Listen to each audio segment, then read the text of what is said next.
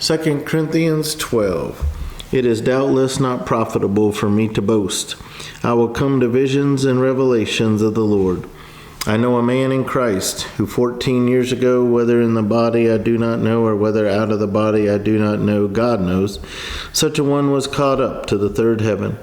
And I know such a man, whether in the body or out of the body I do not know, God knows, how he was caught up into paradise and heard inexpressible words, which it is not lawful for a man to utter.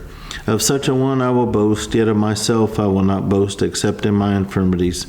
For though I might desire to boast, I will not be a fool, for I will speak the truth. But I refrain, lest anyone should think of me above what he sees me to be, or hears from me, and lest I should be exalted above measure by the abundance of the revelations.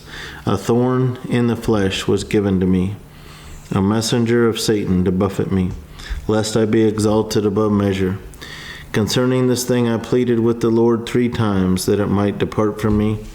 And he said to me, My grace is sufficient for you, for my strength is made perfect in weakness.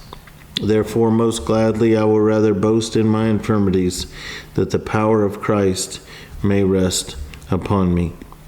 Therefore I take pleasure in infirmities and reproaches and needs and persecutions and distresses for Christ's sake.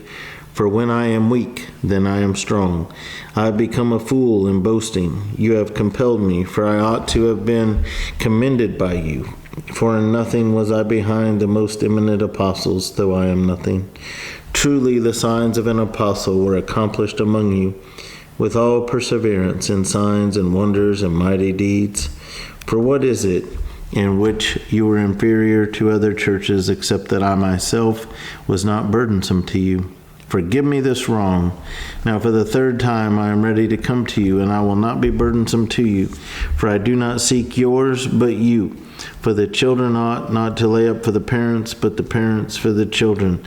And I will very gladly spend and be spent for your souls, though the more abundantly I love you, the less I am loved. But be that as it may, I did not burden you. Nevertheless, being crafty, I caught you by cunning. Did I take advantage of you by any of those whom I sent to you? I urged Titus and sent our brother with him. Did Titus take advantage of you? Did we not walk in the same spirit? Did we not walk in the same steps? Again, do you think that we excuse ourselves to you? We speak before God in Christ, but we do all things, beloved, for your edification. For I fear lest, when I come, I shall not find you such as I wish, and that I shall be found by you such as you do not wish, lest there be contentions, jealousies, outbursts of wrath, selfish ambitions, backbitings, whisperings, conceits, tumults. Lest when I come again, my God will humble me among you, and I shall mourn for many who have sinned before and have not repented of the uncleanness, fornication, and lewdness which they have practiced.